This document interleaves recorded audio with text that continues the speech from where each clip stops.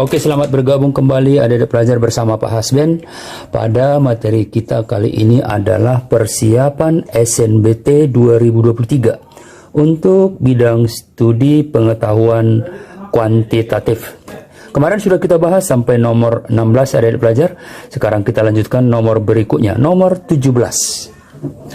Tentukanlah nilai dari 2 dalam kurung 1/A dikurang 2 per B jika A tambah B sama dengan 3 dan 2A dikurang B per 2 sama dengan min 4. Nah, untuk memperoleh hasil yang diminta maka cukup dieliminasi, yaitu pernyataan 1 dan pernyataan 2. Maka akan diperoleh nilai A-nya, ya, A-nya minus 1 dan B-nya 4. A-nya minus 1 dan B-nya 4. Sehingga kalau kita masukkan A dan B ke persamaan, sehingga akan diperoleh bahwa 2 kali 1/A dikurang 2 per B dalam kurung, ya, 2 kali buka kurung 1/A dikurang 2 per B dalam kurung, maka akan diperoleh hasilnya minus 3. Nah, yang kita simpulkan dari keadaan ini adalah ternyata untuk memperoleh hasil daripada ini harus digunakan kedua pernyataan. Jadi kalau pernyataan 1 saja cukup untuk menjawab pertanyaan, tetapi pernyataan 2 saja tidak cukup, salah, ya. Kalau pernyataan 1 saja tidak cukup, berarti ini salah adik-adik pelajar, ya. Pernyataan 2 saja cukup untuk menjawab pertanyaan, tetapi pernyataan 1 saja tidak cukup. Ini juga salah. Ya, kenapa? Karena ternyata harus kita gunakan kedua pernyataan tersebut. Pernyataan 1 dan 2 harus digunakan bersama-sama. Berarti jawabannya C. 2 pernyataan bersama-sama cukup untuk menjawab pertanyaan. Tetapi 1 pernyataan saja tidak cukup. Nah, inilah jawabannya adik-adik pelajar, ya. Kenapa D salah? Pernyataan 1 saja atau pernyataan 2 saja cukup untuk menjawab. Ini tadi sudah dinyatakan di option A dan option B. Pernyataan 1 dan pernyataan 2 tidak cukup untuk menjawab pertanyaan. Cukup, ya, tidak perlu pernyataan ketiga, cukup. Pernyataan 1 dan 2 tidak cukup, salah, ya. Jadi sudah jelas opsinya adalah C. Nomor 18. Sebuah limas segi 4 beraturan TABCD. Nah, ini TABCD dengan sisi ABCD panjangnya setengah kali tinggi limas, ya. Jadi kalau AB setengah tinggi limas, berarti boleh dong dituliskan bahwa tinggi limas itu kan TG, kita katakan sini, ya, tinggi limas, ya, TG, tinggi limas. Ini berarti 2 kali AB dong. Iya, 2 kali AB. Itu datanya adik-adik pelajar, ya. Nah, jadi limas persegi panjang beraturan artinya apa? Artinya sisi AB sama dengan sisi BC, sama dengan sisi CD, sama dengan sisi DA. Itu maksudnya adik-adik pelajar, ya. Lalu sebuah titik E berada di tengah garis BC. Berarti di tengah-tengah persis sinilah ada titik E namanya, ya. Titik E di tengah-tengah garis BC. Dan sebuah titik F berada di garis TE. Nah, ini garis TE-nya. Ya. Ini garis TE-nya. Oke. Jadi dengan perbandingan, ya, F itu kalau kita perhatikan perbandingannya, ya, di sini F-nya ada di pelajar, katanya TF berbanding FE adalah 1 berbanding 3, ya. Jadi TF berbanding FE adalah 1 berbanding 3. Nah, ya. Berarti ini satu skala, itu maksudnya adik pelajar. Ini 3 skala, 1, 2, 3. Nah itu ya. Baik. Maka berapakah panjang EF tersebut? Nah, jadi ya yang menjadi pertanyaan soal kita adalah panjang EF-nya berapa, adik-adik pelajar ya.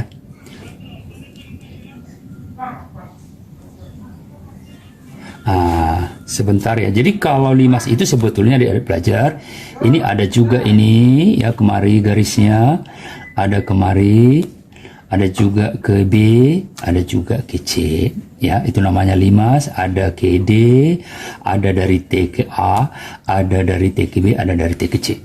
Cuman yang kita butuhkan kan hanya titik-titik yang ada di gambar ini ya. Nah baiklah adik-adik pelajar, berarti yang ditanya adalah EF ya.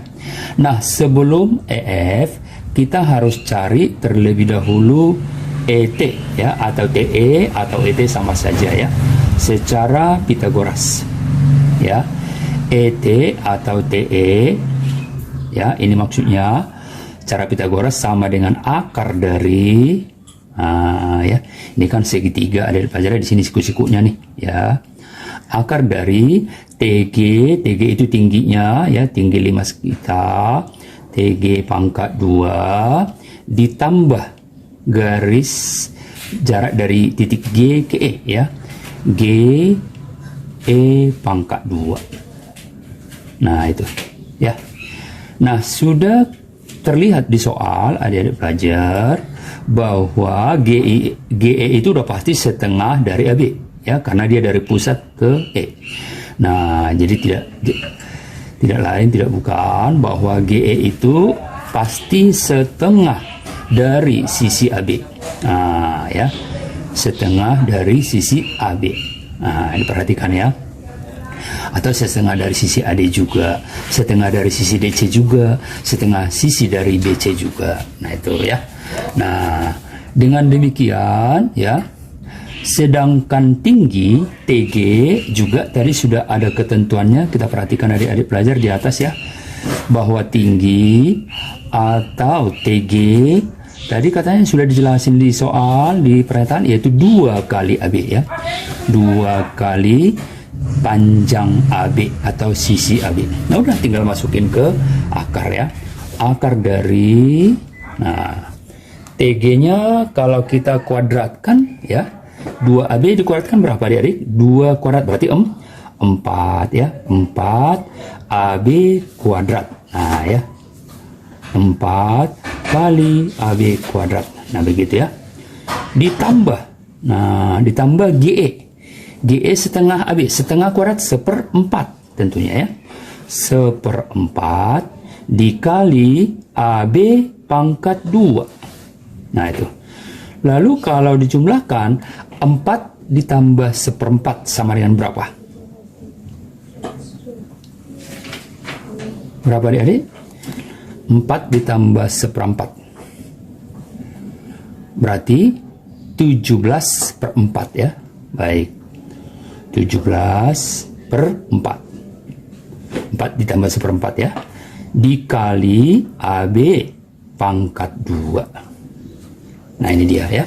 Nah baiklah, berarti kalau kita selesaikan, boleh dong kita tulis menjadi akar 4 kan 2 tuh, berarti jadi 1/2 akar 17 kan tidak bisa dijabarkan ya, dikali dengan sisi AB, karena AB kuadrat diakarkan tinggal AB adik-adik pelajar. Nah itu dia ya, itulah ET-nya. Namun yang kita cari bukan ET adik-adik, namun apa yang kita cari tadi? EF ya. Katanya kalau kita perhatikan bahwa EF atau FE sama ya, FE itu kan 3 kali TF ya, 3 kali TF. Atau boleh kita katakan perbandingannya, kalau ini tadi 1, ini 3, berarti semuanya kan 4 ya, 4 bagian, berarti sama, artinya ini 3/4 ya, 3/4 dari bagian total, 3/4 itulah EF-nya ya. Baik, berarti kalau kita tuliskan adik pelajar, maka EF adalah 3/4 dari ET gitu kira-kira ya, dari total 3/4 1/4 dari ET. Nah, dari ET ya. Nah, ET-nya ini. ET-nya setengah akar 17 dikali A kali B. Nah, itu ya. Berarti dapat kita tuliskan menjadi 3 akar 17 ya dikali AB per 8. Nah, dari mana per 8? 4 kali 2 ada pelajar ya. Nah, berarti opsennya 3 akar 17 AB per 8. Berarti jawabannya A. Nomor 19. Suatu kandang di dalamnya terdapat 42 ekor ayam kampung. Ya, jadi kalau kita perhatikan secara data ya. Jadi total ayam yang ada di dalam kandang adalah 42 ekor. Nah, ini total ayam yang ada di dalam kandang. Nah, ini data yang yang paling awal yang harus kita pegang data ini ya. Oke. Dari jumlah tersebut terdapat 25 ekor jantan. Nah, ini ya. Jadi dapat kita lihat bahwa dari 42 ekor ini ternyata katanya 25 ekor itu sebagai jantan ya. 25 ekor adalah jantan. 25 jantan. Nah, otomatis dong yang betinanya berapa? Tinggal dikurang, ada pelajar 42 dikurang 25 berapa? 17 ya. 17 betina ya. Kita singkat jantan adalah J, betina B. Nah, lalu katanya dari 25 ekor jantan itu ternyata dari 25 itu ada 15 ekor berwarna merah. Nah, ini bercabang lagi ada pelajar. Ternyata 15 ekor adalah berwarna merah. Berarti dapat dong kita simpulkan yang tidak berwarna merah berapa dari jantan?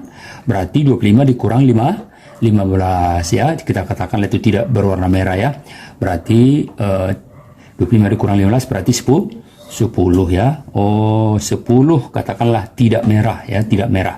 Bisa aja warna lain ya, warna putih atau hitam ya, pokoknya tidak merah gitu ya. Oke. Tidak merah 10. Nah, kita baca berikutnya.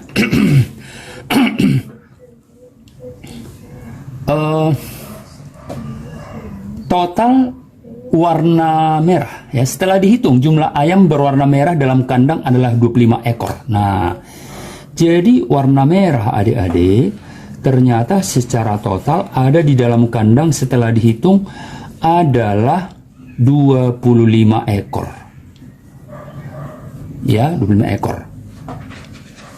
Ini 25 ekor udah ikut jantan dan betinanya ya. Sedangkan tadi di awal tadi jantan adalah 15 ekor merah. Sedangkan total merah ada 25. Berarti sisanya betina dong. Betul ya. Oke. Berarti betina merah supaya jadi 25 yang tadinya jantan 15 berapa dia, Dek? Berarti 25 dikurang 15 ya. Oke. Oh, berarti betina warna merah adalah 10 ya. 10. Nah, berarti yang tidak berwarna merah betinanya berapa? Tinggal 17 total betina dikurang 10 dong. 17 dikurang 10. Oh, berarti 7 ekor lah yang tidak berwarna merah. Nah, itu ya. Baik, sekarang barulah kita ke titik persoalan ya. Titik persoalan, maka jumlah ayam betina yang tidak berwarna merah. Udah jelas, 7. Nah, ini ya. Jadi gampang dari pelajar, berarti jawabannya C. Nomor 20. Dalam sebuah persegi atau bujur sangkar dengan panjang sisi sebesar L, terdapat sebuah lingkaran berukuran maksimal ya. Jika luas lingkaran A serta luas persegi atau bujur sangkar adalah B, maka B kurang A adalah berapa? Nah, itu. Jadi kalau kita gambarkan ada pelajar, katanya ada persegi panjang. Nah, ini misalnya persegi panjang tersebut tadi ada pelajar ya. Jadi persegi panjang atau bujur sangkar berarti sisinya sama ya. sisinya sama. Lalu di sini ada katanya sebuah lingkaran ya. Lingkaran dengan ukuran maksimal, artinya lingkaran paling besar yang bisa muat di persegi panjang ini. Kurang lebih gambarannya seperti ini adik pelajar ya. Nah, jadi inilah sebuah lingkaran dengan ukuran maksimal, artinya inilah lingkaran terbesar yang bisa dimuati di persegi panjang atau di bujur sangkar tersebut. Nah, ini ya. Lalu secara data kalau kita perhatikan ya, katanya panjang sisinya ini baik panjang dan lebar ya, itu katanya L ya, andaikan sebesar L. Ini ya, L. Oke. Berarti L tegaknya, horizontalnya juga L, adik-adik pelajar ya. Oke. Dah. Jadi luas lingkaran tadi A ya. Jadi A itu adalah luas lingkarannya ya. A itu adalah luas lingkarannya. Sedangkan B itu adalah luas bujur sangkarnya ya. B itu adalah luas bujur sangkarnya, adik-adik pelajar. Ya. Nah, ini dia. Lalu yang menjadi pertanyaan, B dikurang A ya. Persegi panjang dikurang A, berarti ini dong yang diarsir ini, adik-adik pelajar. Ini yang diminta ya. Berapakah nilainya itu ya? B dikurang A. B dikurang A berarti luas persegi panjang atau luas bujur sangkar di luar lingkaran. Nah, ini ya. Di luar lingkaran, adik-adik ya. Baik. Jadi kalau ini lingkaran, boleh dong kita sebut sebagai jari-jarinya adalah R misalkan ya. R.